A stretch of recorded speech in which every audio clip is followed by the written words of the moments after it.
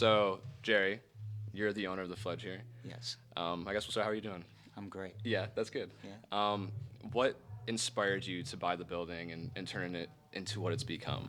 Um, well, it basically we start with our vision, and I know you're probably going to ask that. Sorry, I Right, feel yeah. like I screwed that No, up. we can go there. The story of the building has to kind of be related to knowing what the vision is, Yeah, and the vision is to be surrounded by people who have all of their basic needs met.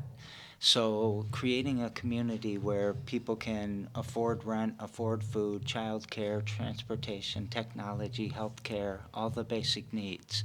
And if we can get everybody above that level, then the whole conversation about who we are and what we're doing starts to change. right. And it starts to go creative, it starts to go innovative, it starts to go where we're helping each other more than competing with each other. And it's really trying to carve a path to abundance. Yeah. I feel like, especially in the state of the world we live in now, being community focused and driven leads our way towards that abundance. And I think that's like a really important message just across the board for everyone to partake in. Um, I guess, how long have you owned the building and what's been like the history of like getting it to where it is now? Yeah. We bought this building in 2018. Next year it's going to be 100 years old, so it was built in Wow. 1926. Um, the idea was we were running out of space in a previous place in Grand Ledge, and the idea was to start to provide more space so we could do more with basic needs. We could do more with entrepreneurialism, more with our maker space.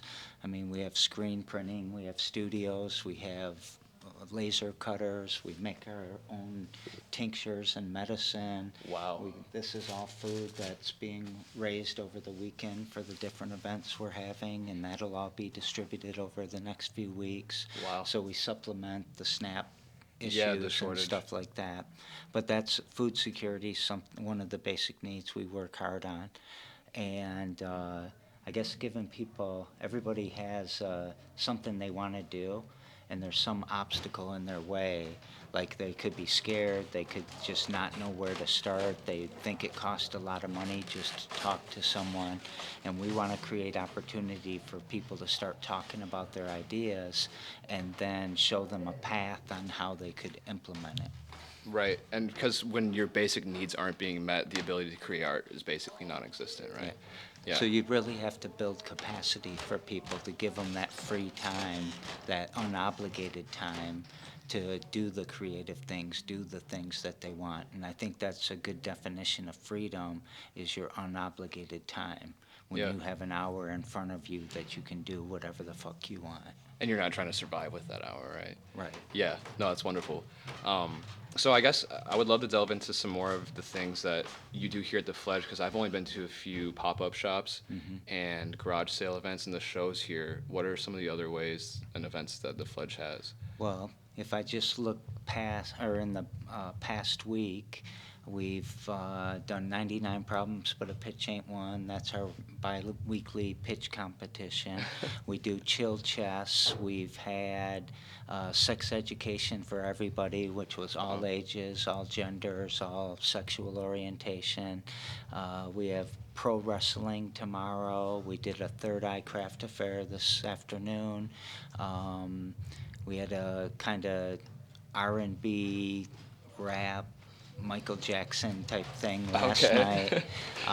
So we do a lot of shows. We've done, like we do monthly wrestling, we do sword fighting, we do jiu-jitsu. Wow. We do all kinds of different seminars and talks and listening sessions.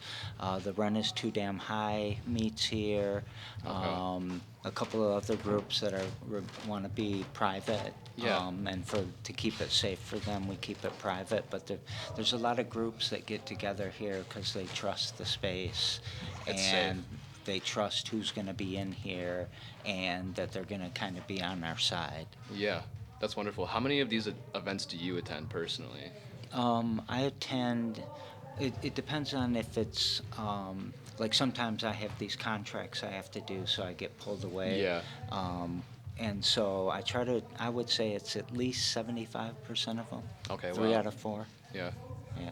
And then do you feel like a good sense of love and support from the community surrounding the Fledge here? Oh yeah. That they really support the vision and the message and what you're trying to accomplish? Yeah, I feel that. Okay.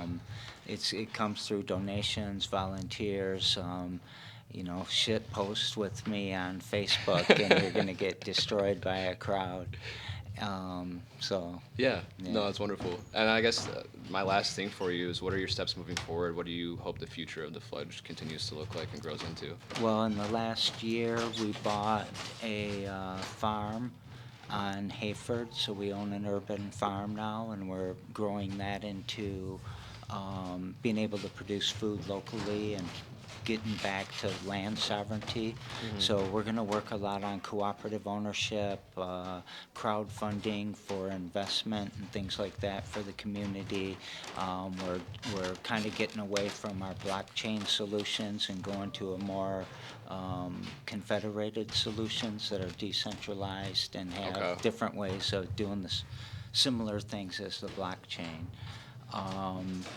So we want to change some things up and see where it takes us and start to do some really cool stuff with how people get paid and how they participate in the system that gets them paid. So it's moving beyond just the building here. It's moving to. Oh yeah. Well, I think that there's in other cities that they talk about being fledgy. They talk about copying things that we do.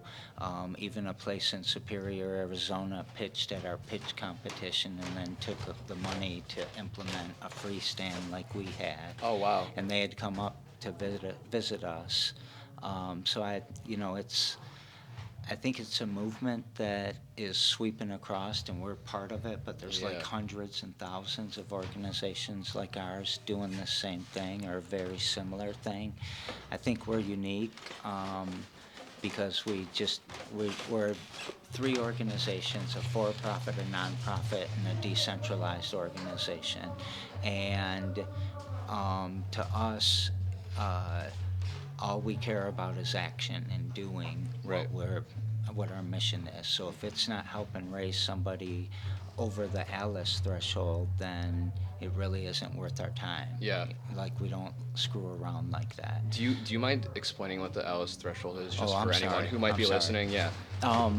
It's a term that defines like the working poor, people who live paycheck to paycheck, and there's 6 basic needs that we all have that are you can kind of classify at least our basic needs in, and that's food, housing, health care, child care, transportation, and technology.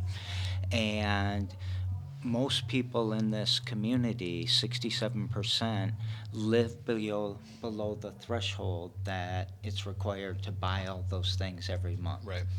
And you'd basically have to make $25 an hour to cover everything, but most people get paid like $15 to $20 an hour, Yeah. so there's always a gap.